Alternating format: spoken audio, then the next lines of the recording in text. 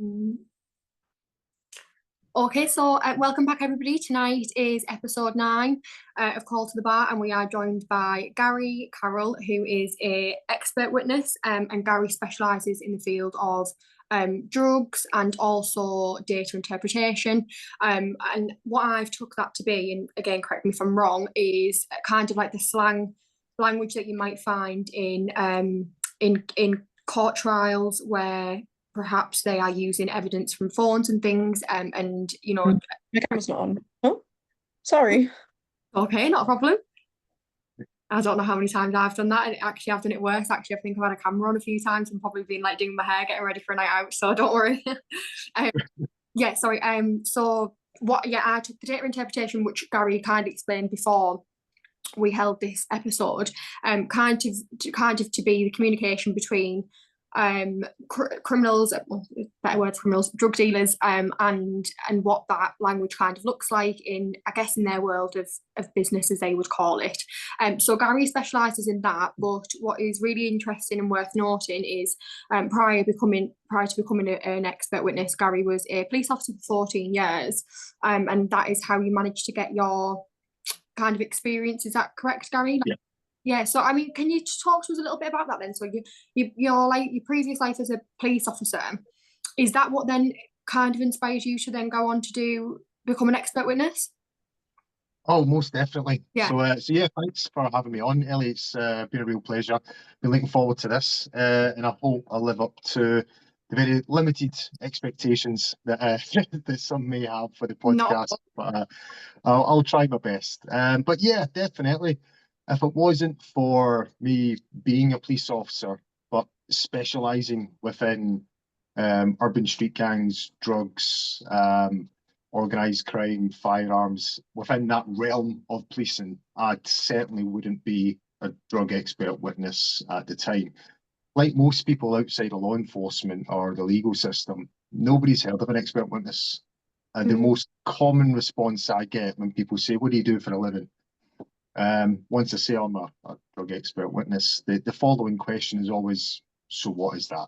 Because no one's heard of it. So yeah, most definitely to become active within this environment, in this occupation, a policing background, it's not an absolute requirement. There's loads of experts out there who are not ex-police officers, but in my opinion, it's heavily influential. It's a real boost to being able to present this evidence as an expert.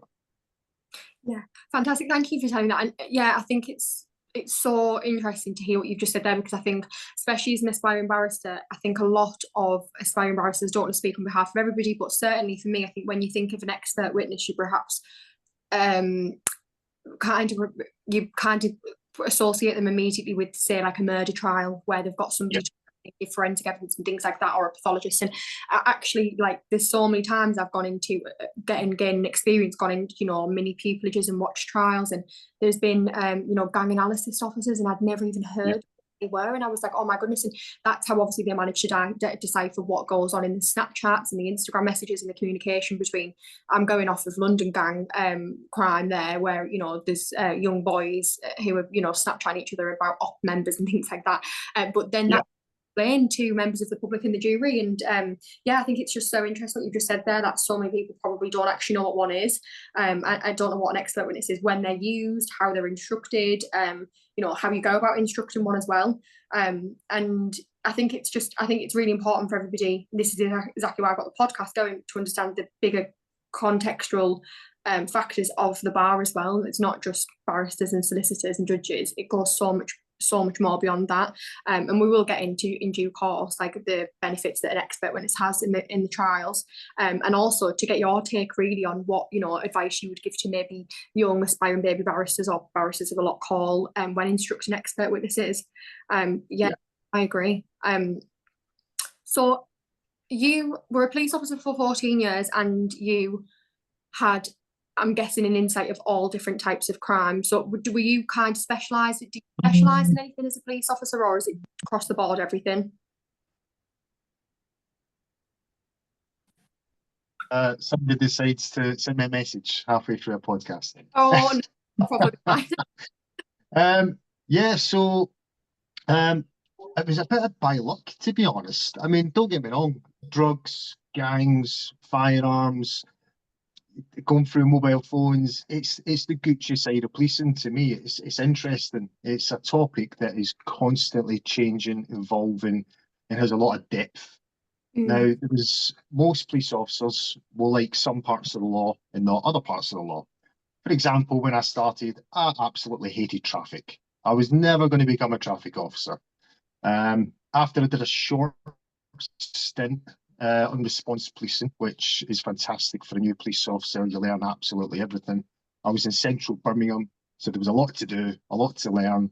I moved to a neighbourhood team and I stood next to a gentleman who joined with me. And the sergeant at the time, at the point of a finger, just went, I need one person to look at burglaries and one person to look at drugs. And she just pointed at me for drugs. And that Wow. was it. That was how simple it started. I didn't go in asking for it.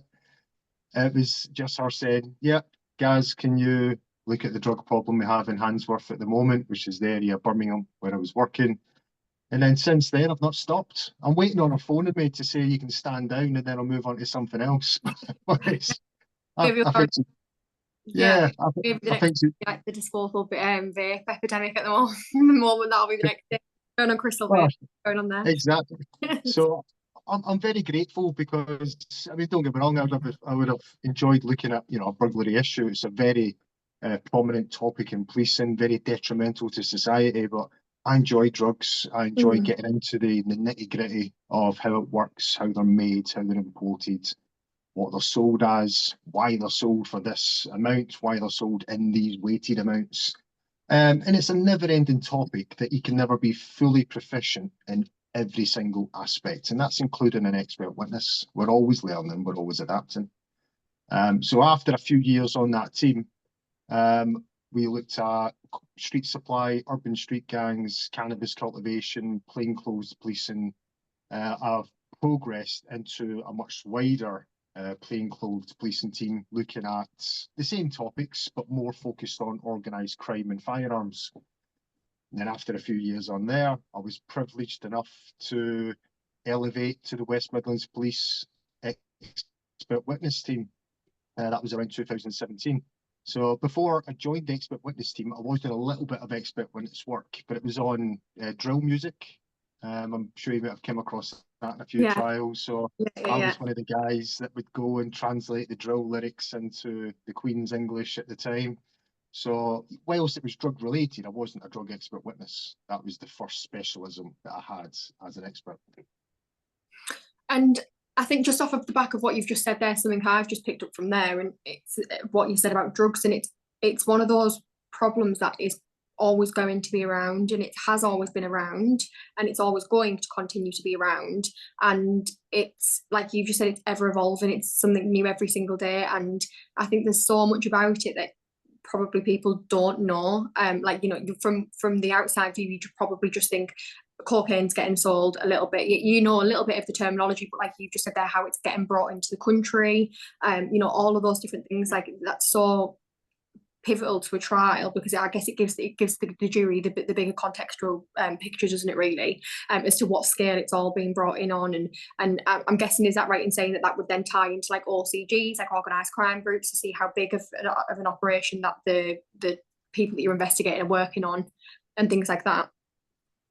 Yeah, that's exactly it. If you can imagine, Ellie, when you go to court, sometimes the trial to a jury is like a black and white image. What an expert witness will do is we'll put colour where it's supposed to go to help Yeah. them properly understand the context of the investigation, whether that is attributing roles to defendants. If you have a large conspiracy case, we can fairly and impartially say, well, that person is a drug runner and is relatively here in the supply chain. That person's his boss, so that naturally he's going to be here, and that person's his boss, and he's going to be here. So we fairly put people in some sort of order for the jury to understand that everybody everybody in the courtroom as a defendant, they're not all orchestrating this whole supply network. Some are fairly low hanging fruit, and they're remedial roles. They're replaceable. They get paid X amount of pounds for their troubles, but they have no influence or power. And how would you as an expert witness decipher that and work that out? How would you determine? Because obviously that's so important, isn't it, for lawyers in the trial to be able to put, I think, and I could be stand corrected because I've not done the bar course yet, so nobody's stolen me to death for saying this, but I think it's the lesser role, the significant role, and I can't remember what the other one was. It's lesser significant and there's something else. But obviously that's really to the trial, isn't it, for a lawyer to be able to put a defendant in that category, and then that's also in turn imperative for the judge to then be able to make the sentencing decision and sentencing guidelines given whatever category they've been placed in. So how, as you as an expert witness, do you work out where they are in that chain? So a lot of it comes down to mobile phone data. So you highlighted earlier about the expertise as a drug in data interpretation.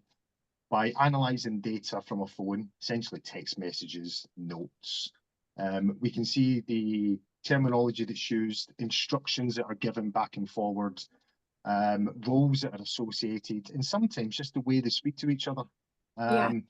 You know, drug supply can be a friendly world, but it can be horrendously violent and threatening.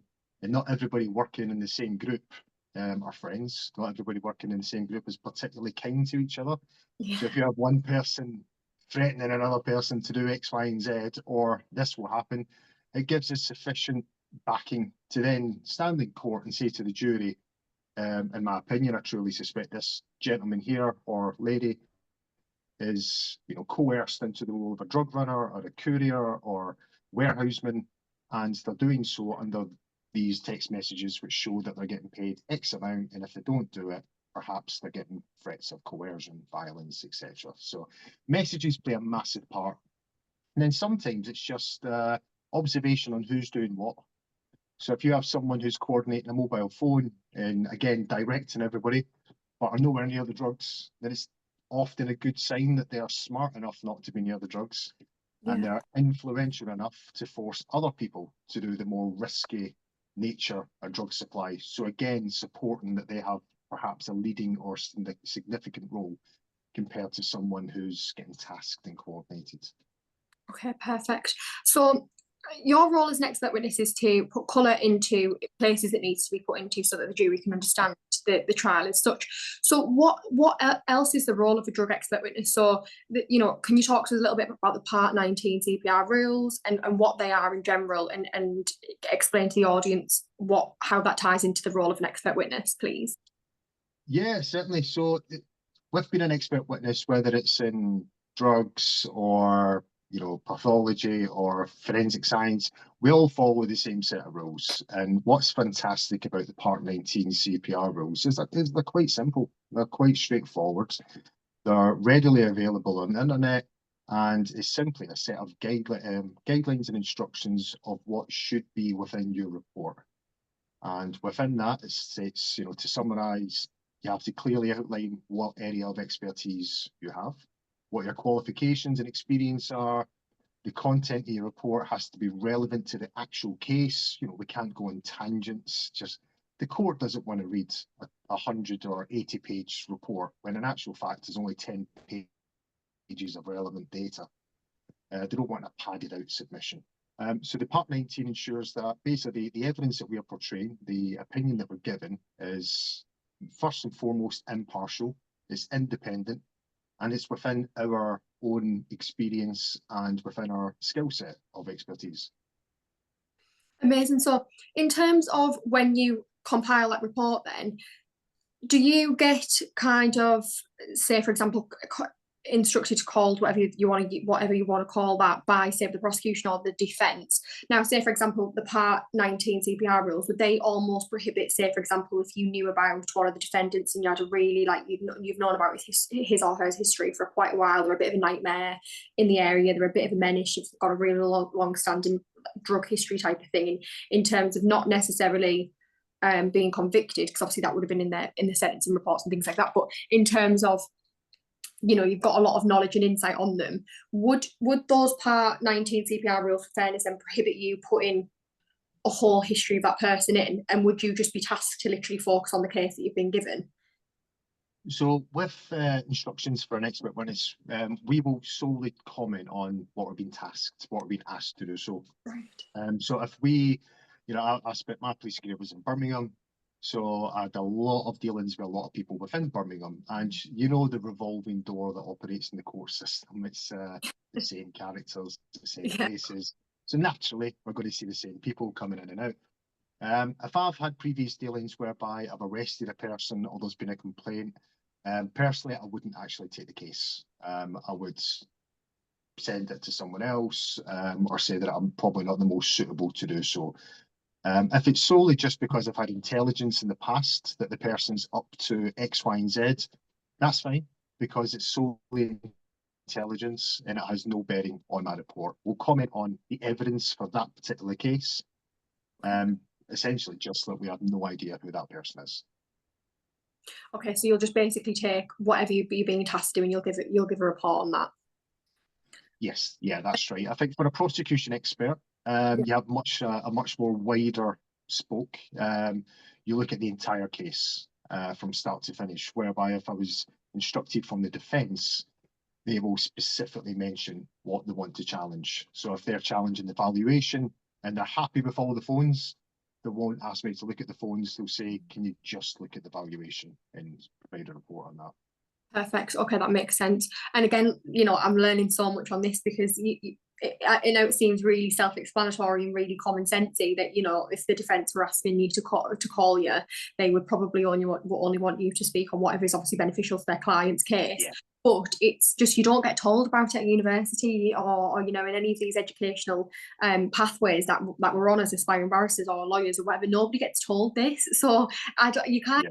You don't really know how an expert witness comes about. You don't really understand what their role is or anything, or you know, you don't understand what tasks they're given. You know, you've just said there the prosecution differs already to the defence. It's another yeah. point that I didn't even have a clue. You would have just thought that an expert witness is the same all around.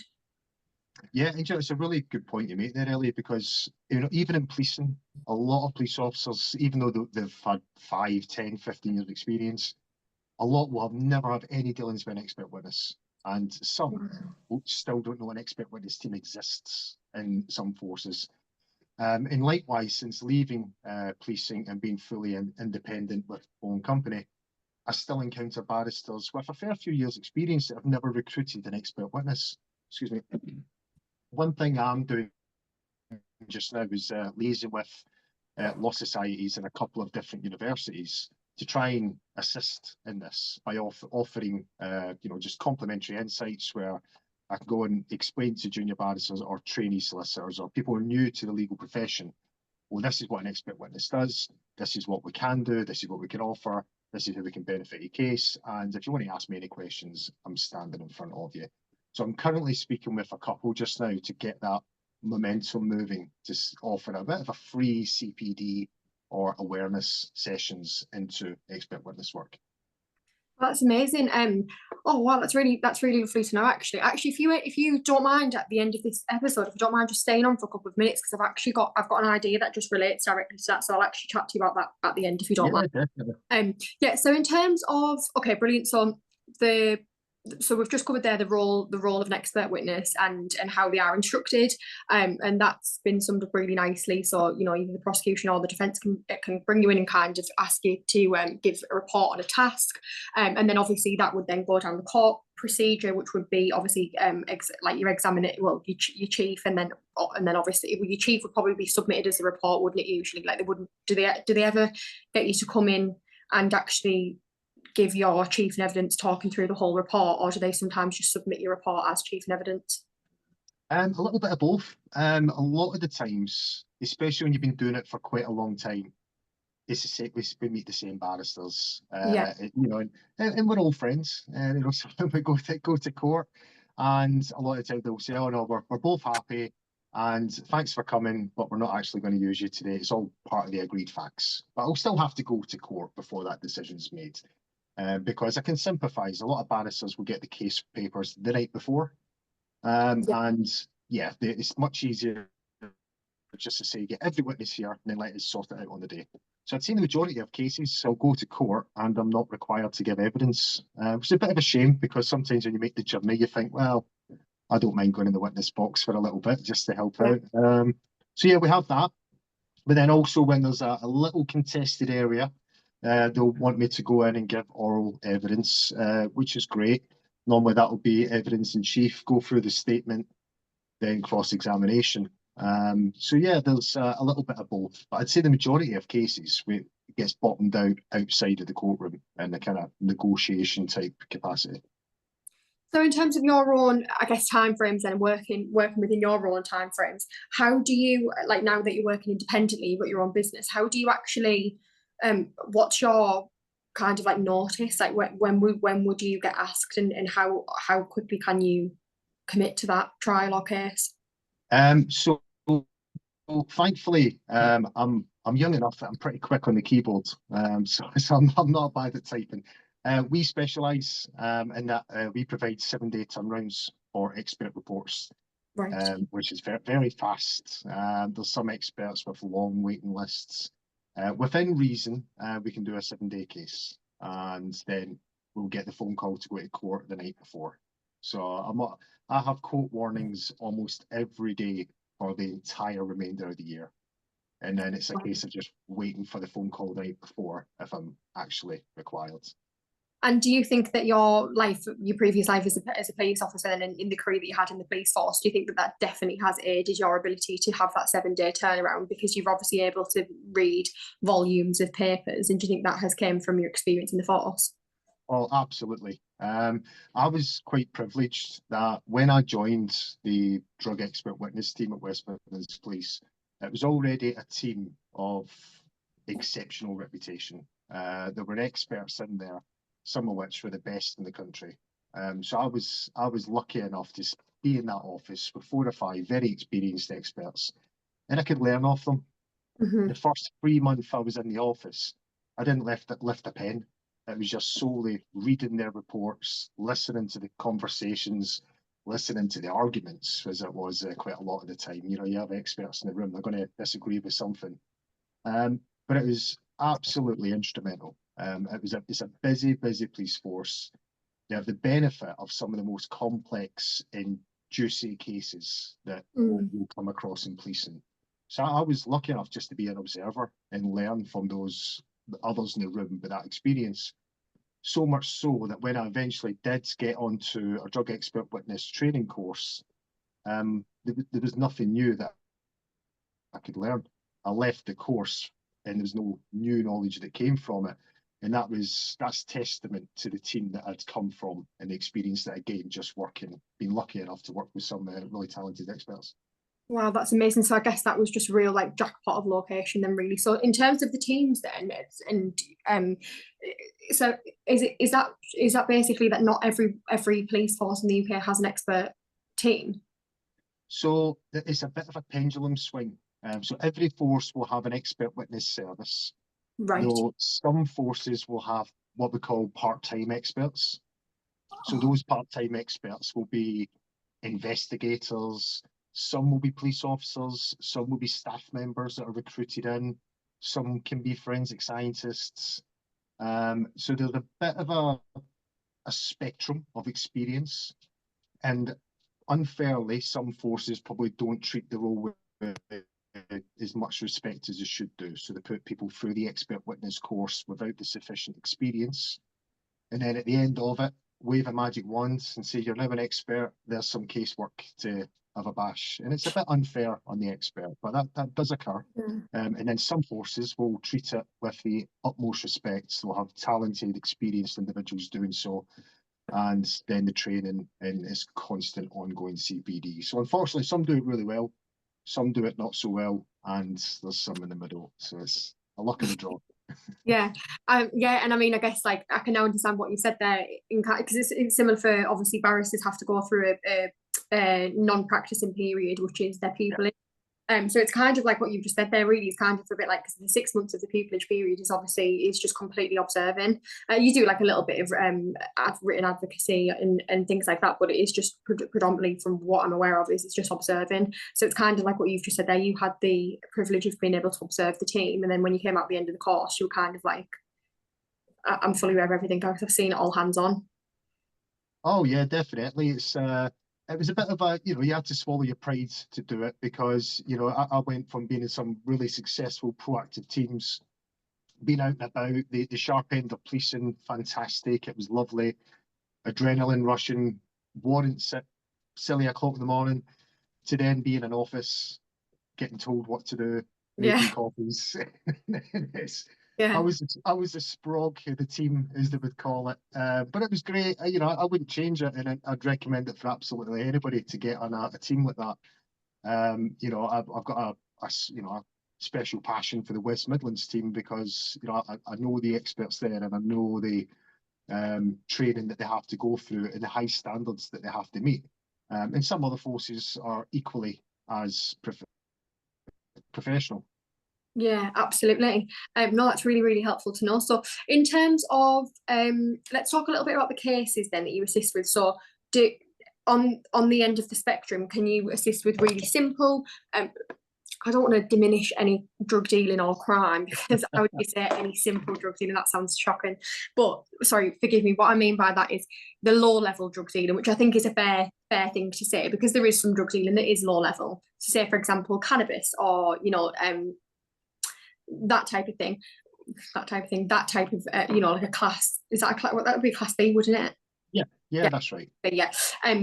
So do you deal with the simple cases and the really complex cases, and can you give an example of what those might look like? Yeah, definitely. So when I was, before being with self-employed, we would do all cases, and the jobs that would come in could be, like you said, the straightforward, you know, simple is a fair term, the simple supply cases. You know, Mr. X gets caught with 10 bags of cannabis, a mobile phone laden with drug-related messages, and a couple £100 in his pocket. It's a relatively straightforward and easy case for a drug expert. So I would do them. And then on the other side of the coin, we would also get cases where there'd be 5, 8, 10-man conspiracies, hundreds of kilos of X, Y, and Z, mobile phones and persons in multiple major cities, drugs getting imported to the UK. So it's luck of the draw, but there is a bit of it's coordinated. So the team coordinator would say, well, this job's suitable for this person because they're new to the team, whereas this big, complex, ugly job is going to you because you've got the experience of doing so. So when I was there within the policing, it was nice to get the simple cases, but in the latter years, they didn't come across that often. Now, being self-employed, I'd say it's more complex than simple. I love to get simple cases, Ellie. If I get an email and it's 10 wraps of this and 15 wraps of that, I'm over the moon, because it's a relatively straightforward case.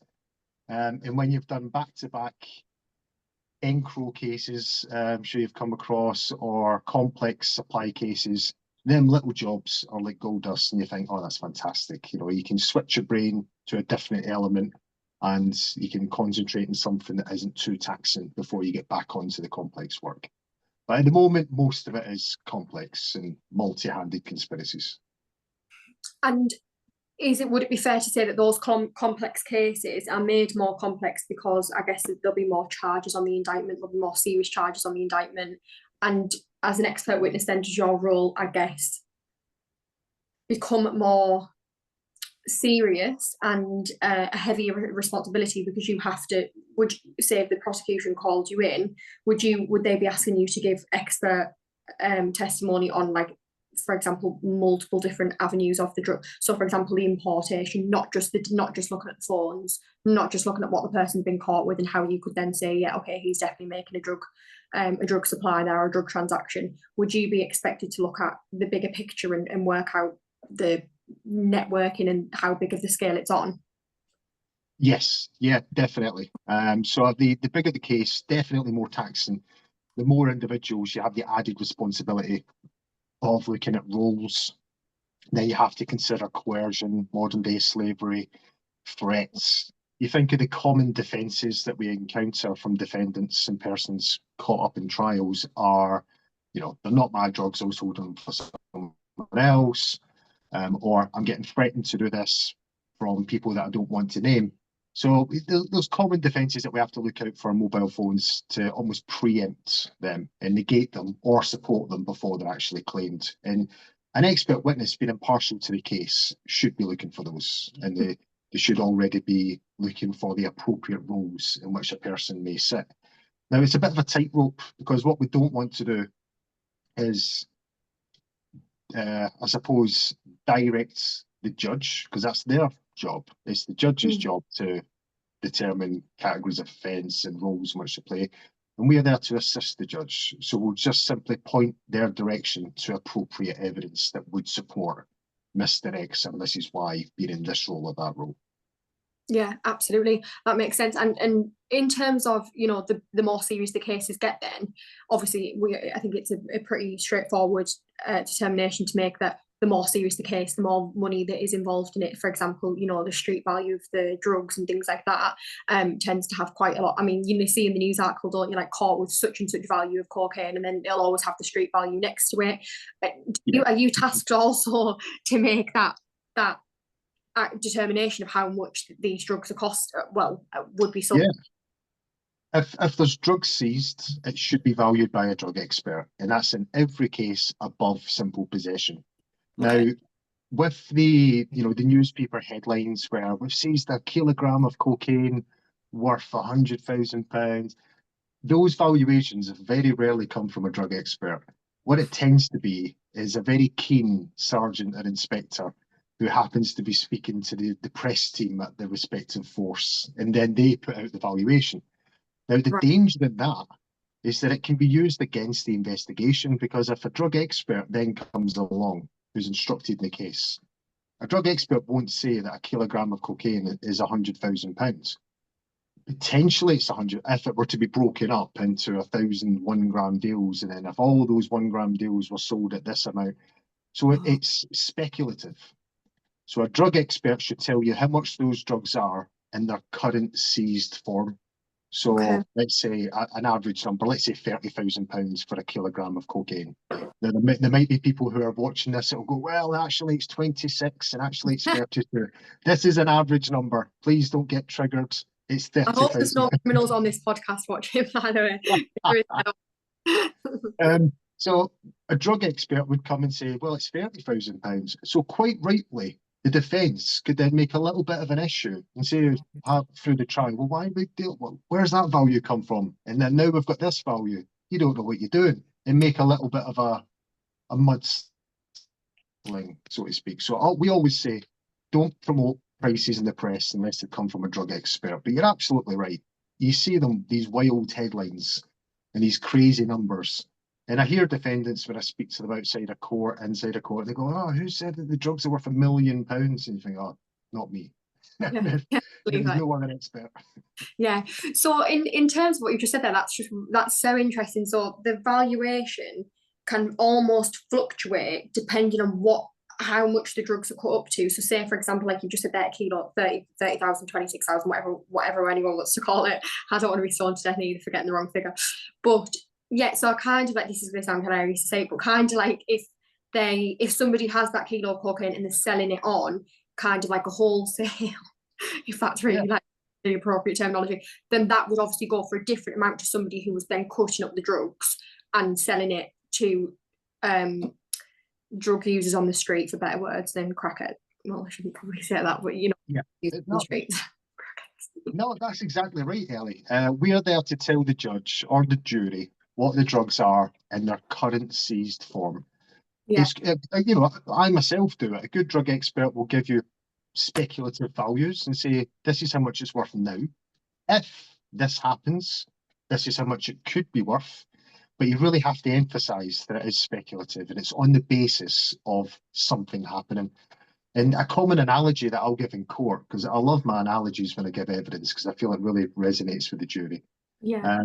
Is that, if you have a 24-pack of cans of Coca-Cola and you'll pay a tenner. Well, if you had a loose bag and it was 24 loose cans in there, well, what's a can of Coke in the shops now? 80 pence. So it's going to be worth 24 times 80 pence. So it's going to be higher value than a fixed 24-pack.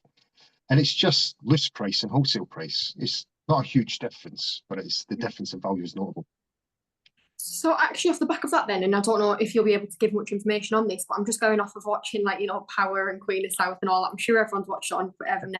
Don't get on me for that because I'm not trying to aspire to be a criminal here. I just really do love the series. But you know, like for example, if the drugs have been spiked, and I've just finished The Gangs of London, so I don't know if anyone's that was fantastic. And yeah, so say for example, if the drugs have been spiked, so say for example, someone's caught with a kilo and the drugs are seized, would kind of a examination and a test be done on the drugs to see what the drugs obviously are, for one, because obviously you could have a kilo of paracetamol, for example.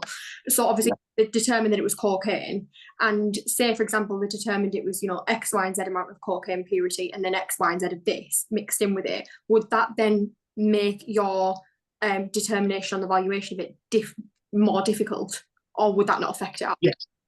No, it would, and it's an important point you've made. It's purities have a massive effect on powder drugs. Whilst at the end element of drug use, it's a you get what you're given mantra. You know, it's sold as seen. So a drug user doesn't have a huge degree of say. Excuse me. But when there's wholesale drug volumes getting sold from one supplier to another supplier, purity is a definite factor that affects the price. So with cocaine, if you have a freshly imported block of cocaine at around 90%, you know, fairly standard, yeah, you would pay top dollar.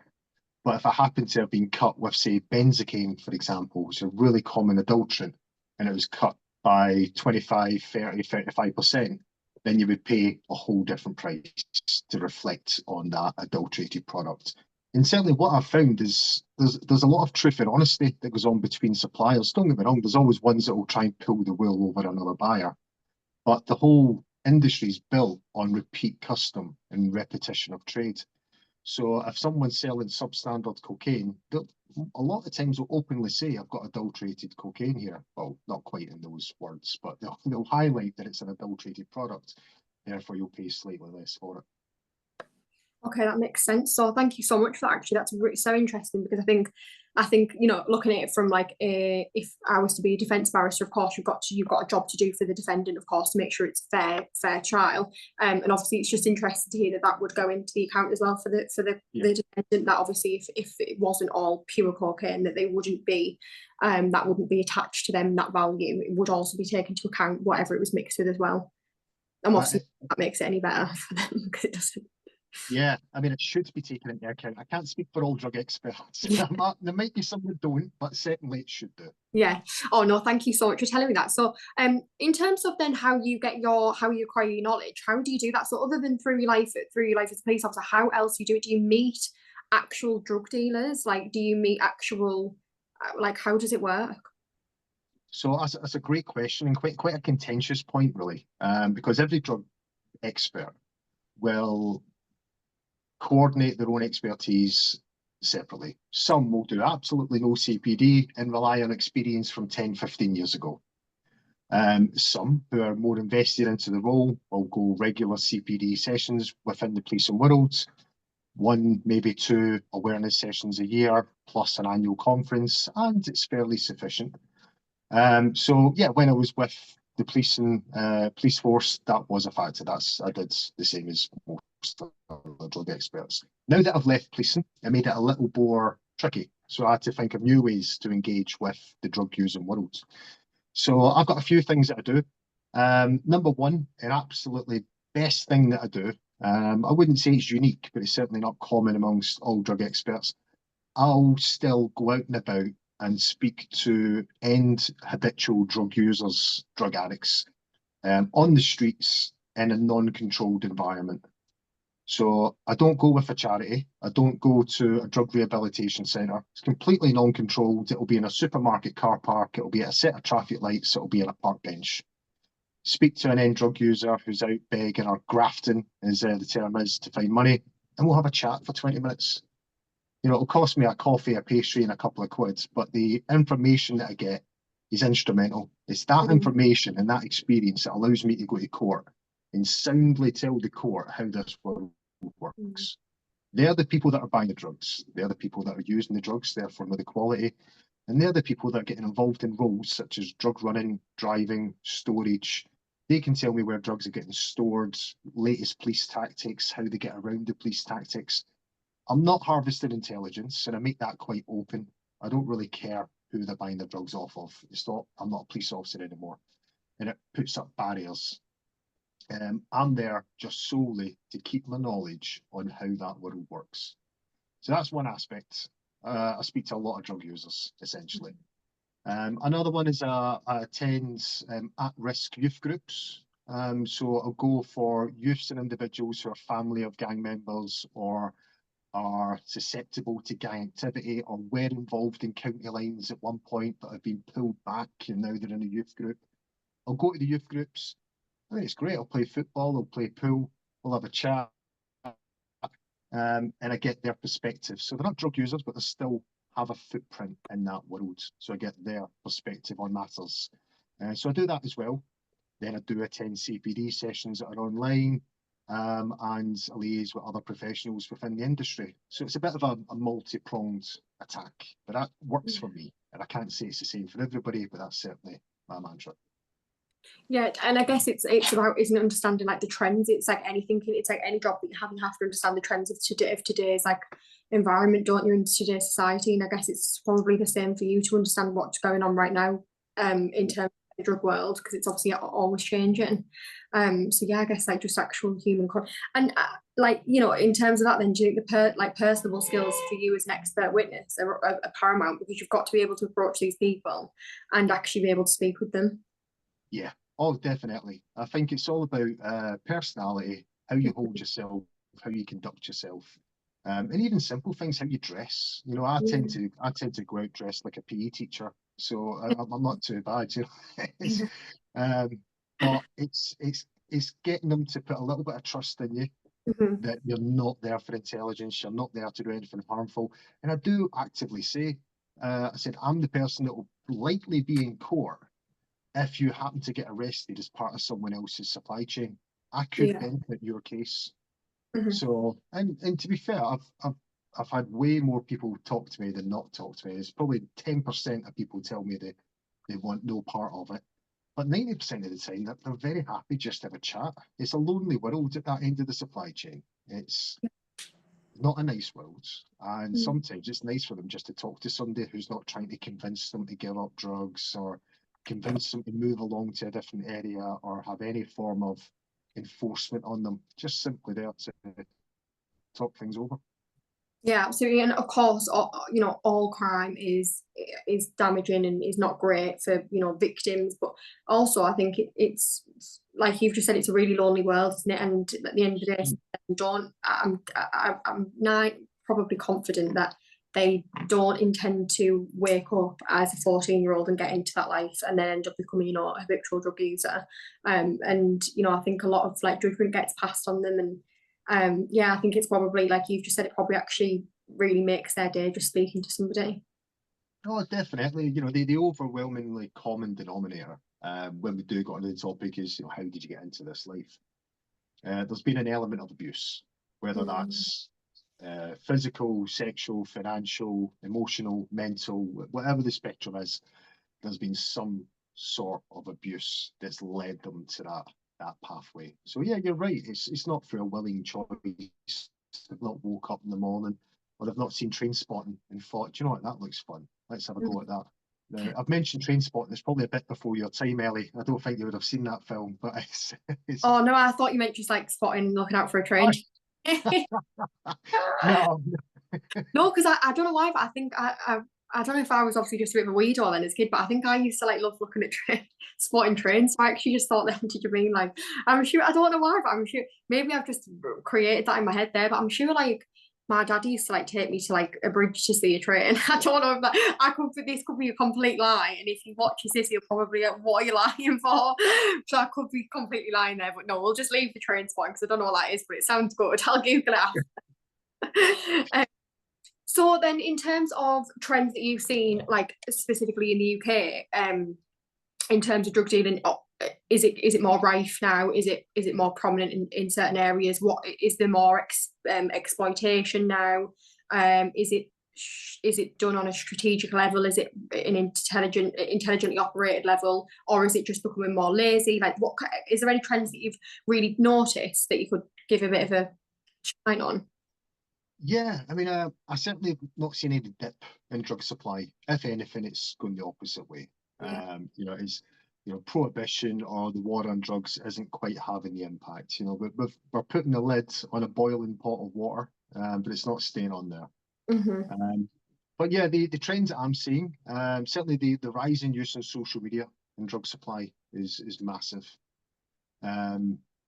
Nowadays, people are more switched on, with the exceptions of crack cocaine and heroin, because not a lot of crack cocaine and heroin addicts will have a smartphone. So therefore, it's a bit pointless having a Snapchat-based supply service because they're not going to be on Snapchat. Yeah. But when it comes to other more recreational drugs, you know, coke, cannabis, amphetamine, ecstasy, along those lines, social media, massive, is growing quick and is slightly more problematic for law enforcement to deal with. The great thing is that it still leaves a data trail for an expert witness to review and keeps us all on the job.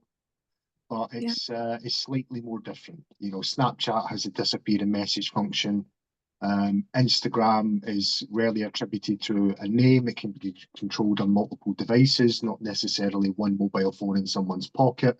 So you can see there's different challenges for an officer to overcome and as an expert. Okay, yeah. So then in terms of like all of the experience that you've got and all of the knowledge, and now being self-employed as an expert witness, I guess how do you advertise yourself and promote yourself to have barristers and want to instruct you? Why you? And how do you do that? Do you do that through a CV? Do you do that through what type of things would you put on a CV? Your qualifications obviously and your training, but yeah, great question. So yeah, I mean the CV is on every report that I produce. It's on the back, and if barristers are really bored and have nothing to do, they can read my CV at the back of a back of my report. I think the jury read it now and again during the break, which is always nice. But yeah, the CV, like every expert, tends to be at the back. yeah. But in terms of promoting myself, so what I advise everybody that's looking for an expert, the one place where they have to go to find a good, credible drug expert is, of course, www.claymoreadvisorygroup.co.uk, the shameless website plug. But yeah, obviously I have a website. It's out there on Google. Type in Gary Carroll, it tends to pop up with half a dozen news articles, etc. The website I get a lot of traction from, a lot of inquiries. I'm registered with most, or if not every, drug expert witness or expert witness agency. And then sometimes I just get people asking me at Crown Court. So I was at Wolverhampton Crown Court on Monday, and I got approached by a solicitor who I hadn't worked with, but he worked with the defence barrister for a case where I was a prosecution expert. Now, he said, "Oh, we've used your report and it was really beneficial to our defence case statement for our client. Thanks very much. It was really impactful." And that led to the client's defence case statement getting accepted. So, yeah, ironically, my statement was instructed by the prosecution. The defence actually favoured it more than what the prosecution did. But to be honest, a drug expert is an impartial role. That's the way it should be. Every report should be to the benefit of both parties. Now, we can't create evidence, but we can comment fairly and independently. So yeah, a lot of the time it's just speaking to people at court. I always carry a few business cards and word of mouth. And then occasionally I'll get a random phone call or a random email. Yeah, and as you've just said, in the drug world, it's all social media now. So you should really get yourself a Snapchat account, get yourself. I've been told to get a few of these, and someone said about a TikTok account. But I think some people are made for social media and some people aren't. So well, you're all over my call to the bar TikTok now. So if that's any consolation for you, your face is all over it. It's #drugexpert, because I operate the LinkedIn, the call to the bar, and the Instagram. So you're all over that. So I've just put you out there a little bit as well. Oh, that's very appreciated. I'll keep on recommending.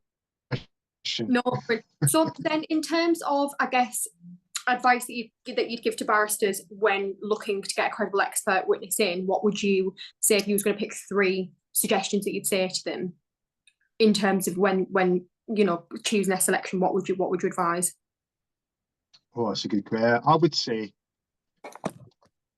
look at the CV, but also look beyond their CV. Anybody can write a good CV. Yeah. Anybody with fairly relevant background in policing or drugs can write a CV that can appear pretty good. So I would say look beyond the CV and speak to the expert witness. I get a few phone calls asking me, would I, you know, be interested in this case, or would it be suitable for this case? Drug experts shouldn't promote themselves as being an expert in everything to do with drugs. I'd be very wary if someone was, because it's such a large field. You can't specialise in every single drug. So there's a helicopter going above my house right now, so you might hear some interference. It's a police helicopter as well. Well, I might just be doing a helipad land in your garden saying, listen, we need you to just come and just scout the streets, give me a sec. Take the podcast, we'll have a look at it. Well, hopefully, yeah. I mean, so I'd say look beyond the CV and speak to the expert is one thing I'd say for new barristers. When at court, I would say again, approach the expert. So there's a few things that I do. When I was working with a police force, I didn't sit in the police room. I sat outside the courtroom before the trial, sometimes for days on end. And it was a tactical approach. I would sit there so that I couldn't get accused of being part of the police team, because I'm an impartial witness, I'm independent. So I sat outside the court. And then I also introduced myself to barristers from both sides. Now, it was always quite funny, because when I was with the police, I was there obviously following instruction from the prosecution. When I'd introduced myself to a defence barrister, if they hadn't met me before, I got the same reaction. And it was, I wouldn't quite say less than friendly, but they weren't open to engagement. And I always thought, you're missing a trick here. I would approach and say, hi, how are you? My name's Gary Carroll. I'm the drug expert in the case. Is there anything that you want to discuss before we proceed today? Anything you want to ask? And it put them back a little bit. So I would say if you're there as a new barrister instructed by the defence, speak to your expert or speak to the expert for the prosecution. They're there to assist you as well as the prosecution, but ultimately the court. And a lot of the times you can iron things out in the corridor. So I'd say open up that communication pathway. And a little bit of a niche question, and obviously answer if you can answer it, don't answer it if you can't. But in terms of maybe touching on the advocacy then in the side and the advocating side of it, you know, when the barristers are in the middle of, you know, for example, cross-examine you, is there any techniques that you think you've just you know, potentially done a bit of a wrong thing there, and you know, in terms of maybe sometimes if you are a prosecution witness, have you ever found that the defence can come a bit hard, and would you just turn around and be like, you know, I wouldn't advise any baby barristers to kind of get into that type of attitude? Yeah, I would say that. Oh, sorry, there was one more benefit that I'd say for a barrister. If you do have an expert witness in the box giving evidence, ask them to speak about their CV. And it's not to catch them out. It's not to be awkward and challenge them. It's so that that expert can explain to the jury why they're an expert, what rules they have to follow, and who they're there to serve. Because the jury have no idea what an expert witness does. And I'd say in a lot of occasions when I go to court now, as much as it's nice to hear that both barristers agree I'm an expert and they don't have to make me justify it, the jury are at a disservice. I think the jury need to know why, and they need to know the rules that I have to follow and that I'm there to benefit them. So sorry, that was one part that I forgot from the previous answer. That's really helpful. Thank you so much for saying that. So for tricks that they miss, when an expert witness will do a report, I'll speak from myself, my own point of view. If there's a mobile phone report 1,000 pages long, and in that 1,000 pages there's 200 text messages that are all to do with drugs, every one of them, I'm clearly not going to take all 200 and put them in my expert report. I'll take a sample. I might take 10, I might take 15, I might take 20. But in there, I'll give a careful breakdown of all the content, why I've not chosen all the rest, and I've strategically chosen those messages because they best assist the court. I would say in the majority of cases when I go to court, both barristers will ignore my report and go off the court bundle. And it's almost a pop quiz on whatever text messages they choose to interpret. Right. And don't get me wrong, it's always nice to be challenged and to think, oh, I didn't use that message, but you're having to interpret it on the hop in front of a live jury. And touch wood, in nearly 10 years, I've not had any issues. But the reason why an expert has chosen those messages is because they're the most impactful and they're the most the messages that can most benefit the court. So I would say use the report that you have in front of you. Yeah. And less so the jury bundle, because the report can probably give more assistance to the case. Yeah, so yeah, I mean that's quite a bit of a dangerous game, that, isn't it? Because imagine if you just completely caught an expert witness off guard and then they just actually interpreted it wrong. Yeah, oh, definitely, because you'll get asked to interpret words that you haven't put in your report. And Yeah. if you've been doing it a number of years, it's the words you've seen 1,000 times. But even still, if it's a topic that you're passionate about, you know a lot about, to Yeah. get asked random on-the-spot questions is always going to be a little bit risky, regardless of what expert you've got in the box. So it's always best to stick to the report and cross-reference against the jury bundle where possible. I know it's not always possible, but it'd certainly be the safest option for a barrister. Absolutely. So I think, you know, crunching on that is just really just take the report that you've got and go off of that. Yeah. It goes down to, you can ask, would you say you can ask if it goes down to a different avenue, but don't just base the full cross on your own little tangent almost, go off what you've been given. Yeah. Oh, yeah. I've been in it, and sometimes I get asked, I'll take you to message 75 and I'll read the message and I've never seen this message. Yeah. And you have to dissect it really quickly. And then if you're interpreting someone for a message for the very first time and speaking it out loud to the jury, messages aren't written chronologically, especially in slang. Slang are switched rounds, and you're having to interpret the message and put it in order at the same time. And it can be a little bit, you feel like Rain Man after a while. You're trying to do it really quickly. Yeah. But it can be a little bit detrimental. I'd say stick to the report where possible. I know it's not always going to be possible, but it's certainly beneficial. Yeah, and going off our like the little brief that we've got here in terms of another tips about, so you've just, you know, you said to, you know, go beyond the CV, recruit carefully, you know, and also just what I've found really interesting there is to check if the drugs have been tested at a laboratory, not field tested. What does that actually mean? So when a drug case above possession is taken to court, the drugs inevitably have to be tested.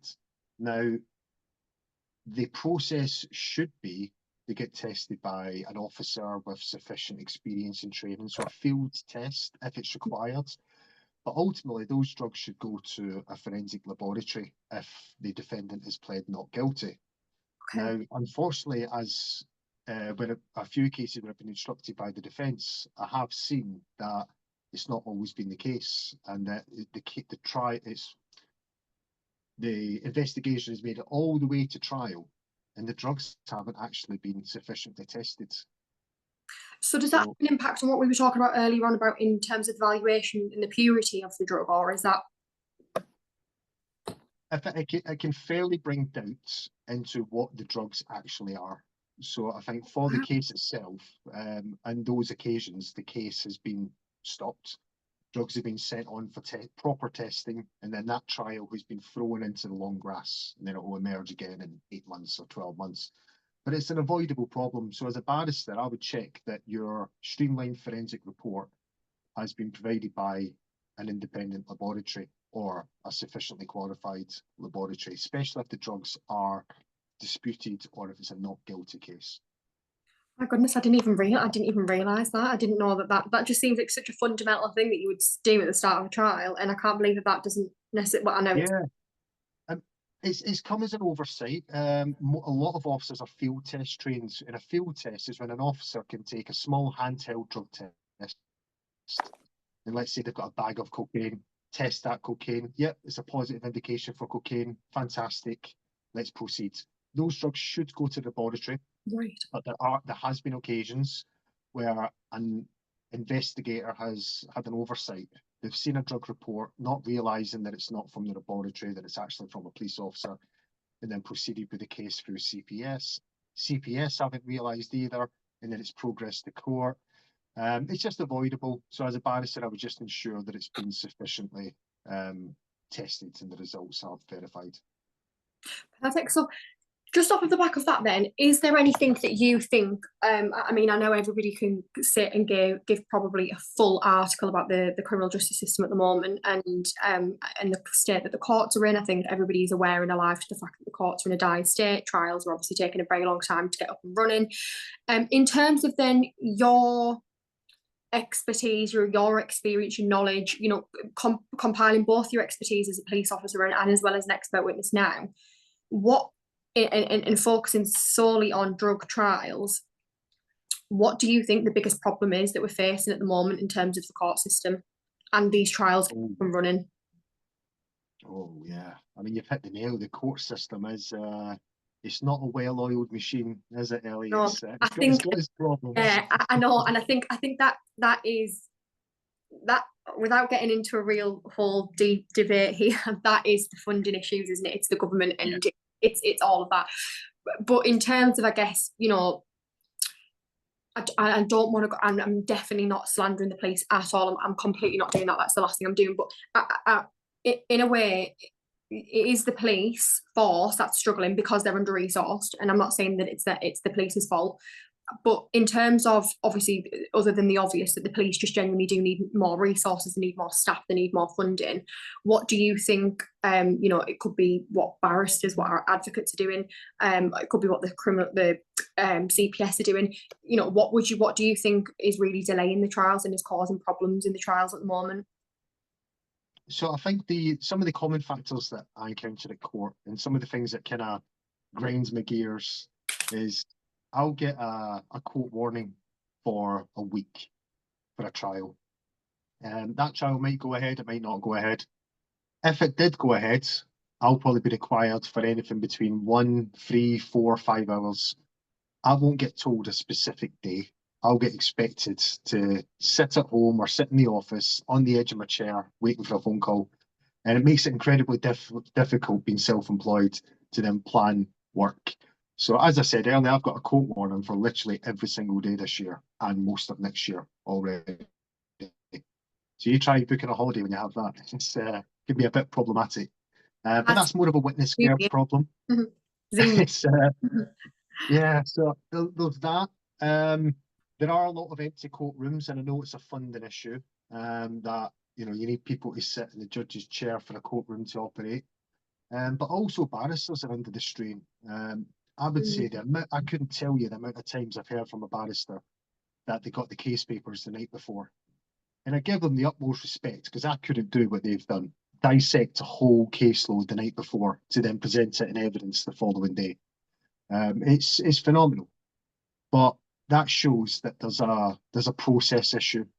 There's a flow problem. If they're getting the case papers the night before, I mean, I was supposed to go to Oxford Crown Court today, which might be tomorrow now. And when I checked the system, there was 3 trials ahead of me in the one court, and I thought, there's no way in the world I'm getting on today. It's never going to happen. Not the 4th trial in the one court for the same day. So I think all roads lead to funding. I think if they had more funding, they could have more judges, they could have more barristers, they could have more people in witness care, and then they can better manage police officers on on court warnings and expert witnesses such as myself. Yeah, well, thank you very much for that. So we've just gave a little bit of a humbling on the court system. So in terms of your role then, what do you enjoy the most about it, if you could pick something out? I enjoy, first of all, I enjoy speaking to people.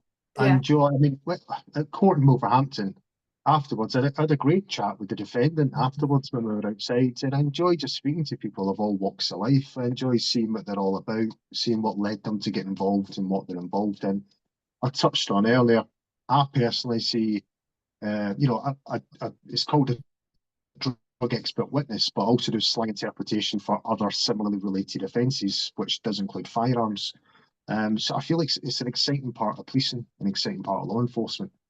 So I do enjoy speaking to people. Another part I enjoy is that it's impactful. The impact and weight of a good expert witness on the case is phenomenal. It's not really something to claim as a success, but I've been involved in cases where I've interpreted a handful of text messages, and those interpretations have resulted in years imprisonment, and that's just off of text messages. Yeah. So it's hugely impactful. It's a stressful role, and anybody who does it in a full-time capacity or is involved in complex work, the scrutiny they're under when they're in the witness box can be quite substantial. Sometimes they'll give evidence for half an hour and then skip out of court all happy, and sometimes they've been in for 5 days in a row, and then I'll crawl out of court and cry on the way home. It's not quite that bad, but it's the pendulum is massive, and it just depends on the case. But yeah, the severity of the evidence is a lot to consider, but the impact at the end is fantastic. What an expert witness will feed off of is the reaction from the jury. I'm constantly analysing the judge and jury when I'm presenting the evidence, more so the jury. A judge has heard it all before. They're highly experienced. They don't need me to tell you what people call heroin in text messages, because I've heard it 1,000 times. The jury, however, are brand new, and I feed off the reaction. I love when I'm given interpretations and I get the nodding heads of the jury members, and I find, yeah, you know I'm right. And it's great because it's feedback. And we should all be open to feedback, whether it's good or bad. But a lot of drug experts, especially myself, we will feed off the reaction of the jury, and I really enjoy that. Yeah. Oh, that's really lovely to hear. And I think that, you've touched up on my second question, which is there's the difficulties of the job as well. And that being, that evidence, giving evidence and being cross-examined is difficult. And it's something that, I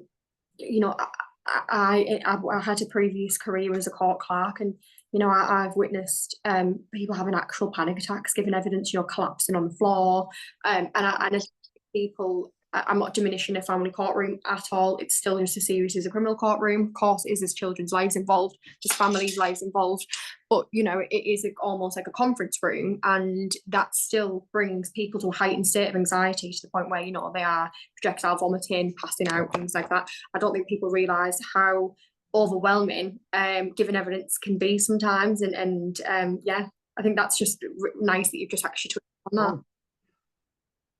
Yeah, I mean, you mentioned it yourself, people fainting. I've been at court a number of times, as have my colleagues. We've had report of people in the box fainting on evidence. And it's not, at the time, typical police will look at dark humour, but you feel for them, because as an expert, we're fortunate enough to do it constantly as a rotational cycle. So we know what to expect. We know how to handle difficult questions. And we know not to box ourselves in a corner with how we answer. But there's police officers with 15, 20 years experience that have given evidence twice in their career. And they don't do any court training as well. Really, that's another thing. The training for court is terrible for police officers. Straight in the deep end. Yeah, straight in. So I do feel for them. In fact, a friend of mine gave evidence just yesterday for civil court. He was there as a witness, and he phoned me afterwards.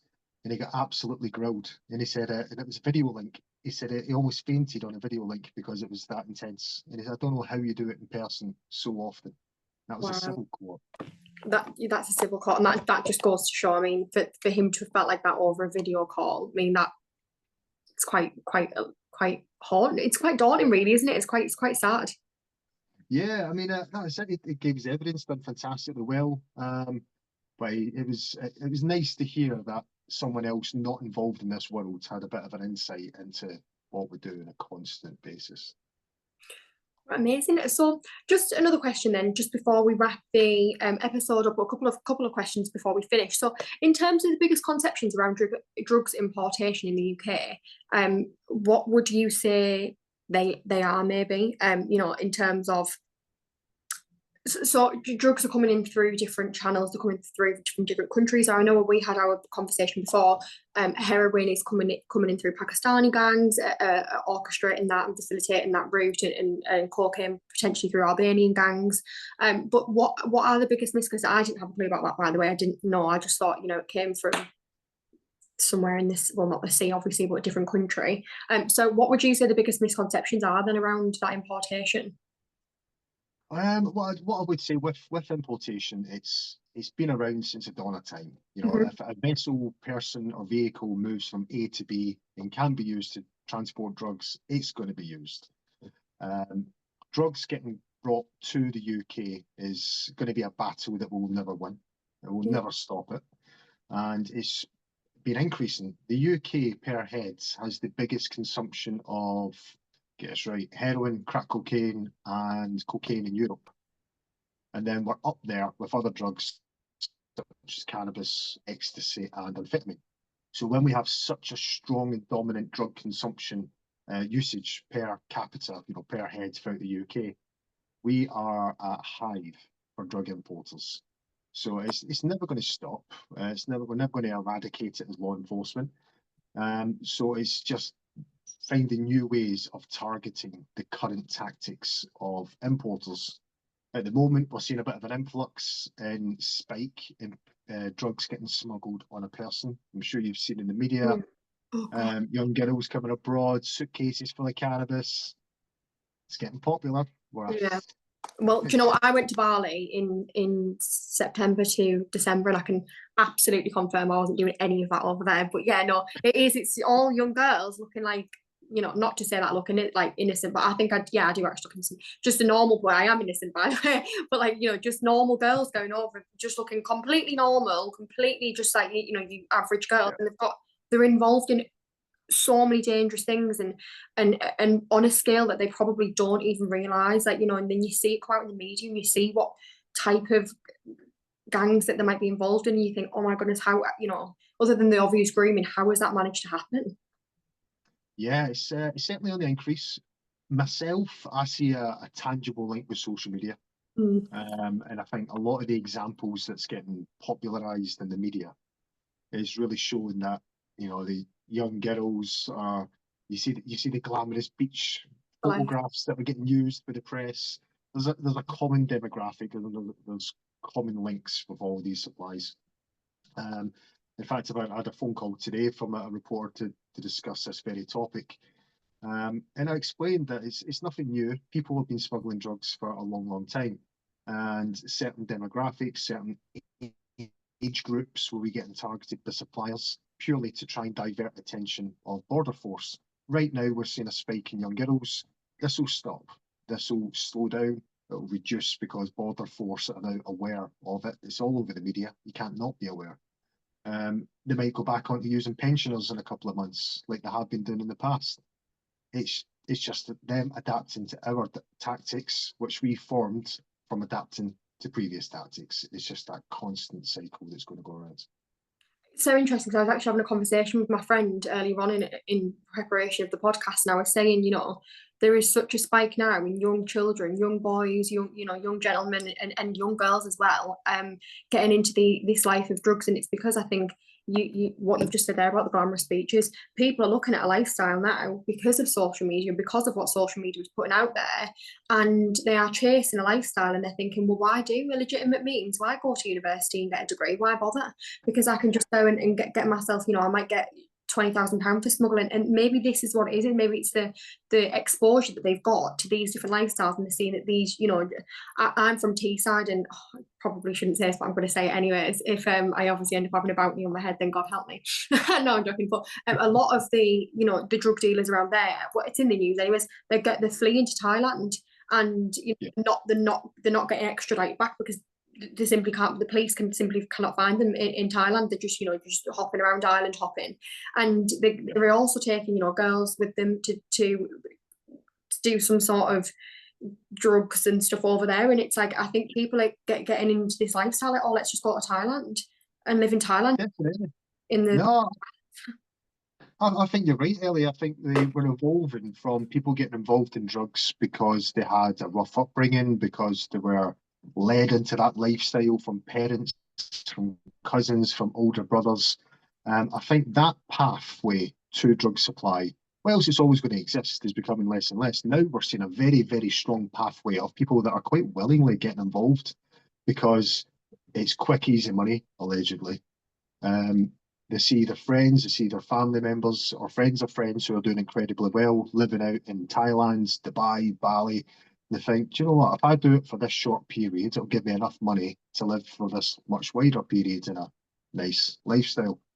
I've been in some cases where, I mean, I go through people's mobile phones, but going through someone's personal mobile phone, you know everything about them. It gives you a real insight of how they live, how they work, how they operate. One case in particular was a young gentleman that was attended a private school. Mum and dad had loads of money, nice big fancy house, got given cars when he wanted. He could do anything, but he chose to get involved in importing over 1,000 kilograms of cocaine. And it was because it was easy money, is what he perceived. He willingly got engaged in that world. He wasn't naive. He wasn't coerced into it. I think there's a very strong pathway that's getting used. Criminality is getting glamorized, and people are walking eyes wide open into that lifestyle. I'm not saying nobody's a victim. There's always going to be victims. There's always going to be the impressionable, easily led, and people that are maybe naively walking in that direction. But there's certainly a lot of people that are just willfully walking that way. I agree. I completely agree. So, without asking you to be a prime minister for a couple of minutes, you know, how do you think that the epidemic of the drug problem, how would you potentially say that it could be tackled, or at least reduced? Oh, I would say that there's no one thing that has to change. I think it's what's the term, to use the term, a holistic approach, which is always a bit of a vague answer that I hear. So by, you know, looking at drugs such as cannabis, for example, you know, there's a big movement at the moment to legalize cannabis, to decriminalize cannabis. Well, if it's decriminalized, you're not taking the money out of the supply gangs. People will still buy cannabis from drug dealers, so you're still funding criminality. I don't really see a benefit in decriminalising cannabis personally. I'd say making it more available on private prescription, which it already is. Cannabis is legal for medicinal use. Making it easier to source cannabis medicinally would be a good step forward. At the moment, it's pretty expensive. You know, I've spent the last couple of years working in medicinal cannabis, and the private prescription costs can vary quite wildly depending on where you go. But a few hundred quid is generally what would get you for a month's prescription. So I would say make that more available, potentially on the NHS if it ever got that way. I'd say more deterrents for disposals at court to be fair and balanced. So I couldn't tell the amount of times I've left court and the disposal was either much more than what I imagined or an incredible amount less than what I imagined. And there doesn't seem to be a uniformed approach. So a person one day growing 50 cannabis plants can get dealt with completely different from someone the following week who has a different judge who's also growing 50 cannabis plants. And I think it's a bit of luck of the draw on who you get. So I think probably more of a patterned approach and uniformed way of how cases are disposed of at court. I don't want to go on a rant on magistrates' disposals and the and the lack of effects that they may have, but that's another conversation. And then lastly, probably more education, so more funding into education around how drug supply and criminality isn't as glamorous as what it's made out in the Netflix shows or social media, and additional funding in community policing to have boots on the ground. I think that's probably... Yeah, sorry to interrupt you there. I think definitely off the back of what you just said there in terms of school, I remember I hosted a barrister called Taz Al-Deek. He's a Crown Prosecution Service barrister, really great guy. And we were both speaking, and he dealt with a case where if I rightly remember, it was two brothers, and again, it started off as drug dealing, low level drug dealing, cannabis, and it went into a little bit more serious. And I think by the end of it, there was a murder, and it's like, I think that needs to be spoken about more to young children, that you can go down this route, Oh yeah. and actually you probably end up either seeing somebody getting killed, depending on how deep far you get into it, or you could actually end up being tasked to kill someone, and if you don't, you'll get killed, or your family will get killed, or those type of threats will come. And I think that people, like you've just said, it's glamorized. They're looking at the Netflix series, and they're not realizing that it's not just about, in the terminology of the drug dealers, shotting a bit of drugs here and there and getting the money. There's a lot more that goes into it, and it's a dangerous game, which just ends up leading usually with a death. If it's not a drug user getting his head kicked in and being kicked to death for not answering the phone. I had a case like that I worked on as a paralegal. Obviously won't go into too much detail about it, but yeah, it was a horrific case, really, really sad. Victim came from a different country, had absolutely no family here, didn't answer the phone and got stabbed to death. And was just dumped on the side of a road. Nobody even knew, not his family didn't even know that he was dead in the UK, because no one could get a hold of his family, because no one knew who he was. Absolutely horrendous. It is. I think there's a whole other side of the criminality that's not portrayed out there. The media, I'd say, are partly blame with all glamorizing Netflix, BBC shows. The main character and a lot of I watch them myself. I can't criticize people for watching them. But the main character involved in crime is always a likable rogue, and you think that's not really reflective on how it actually operates. I mean, don't get me wrong, I do defence work, I do prosecution work, my statements remain the same, I can benefit both. But ultimately, if it's to try and stop youths and kids getting involved in crime, I think we have to, call a spade a spade. When I was proactive and out and about in cars and speaking to youths, even when I do the youth clubs now, I will highlight it. And I say, when I was working in central Birmingham, I would encounter the so-called heads or elders of these notorious street gangs. I said, they're not leading a nice life. They might drive a nice car, but the car's a rental. Every bit of money they own's in the pocket. The bank accounts are zero. They've got a couple of phones, a gold chain, and a nice bracelet, but they're still living at home with their mum. No criticism to that. I'd love to still live at home, but unfortunately, if they're 40 years old, perhaps they've not made the best financial decisions. So the point that I raised to the youths is your success story, that person you've put in this pedestal isn't doing as well as what they're maybe making out to be, and maybe it's not the person to idolize. But there's probably a lot of social factors behind it. Absolutely. Well, Gary, thank you ever so much. I can't thank you enough. I've really, really enjoyed tonight. It was totally different to what I've ever hosted, and it was actually unbelievable, really insightful, really educational as well. And I think a lot of people will find so much benefit from it, and I hope that everybody gets to take away just the broader roles that play into a court trial, and how important other people are as well. And it's it's not just barristers, and I just think it's really just useful for people to hear about that. And thank you so much for giving your time this evening. If anybody would like any questions to ask, can you put them in the chat now? And yeah, Gary, were you going to say something there? Sorry. No, I was just going to say thanks very much for allowing me on. This has been fantastic. I really enjoyed it, and I think it's nice to be able to put across that maybe people have seen me doing prosecution work or seen defence work. We do both. As an expert, the statement shouldn't be different. If you're whether you're instructed by prosecution or defence, the content should remain.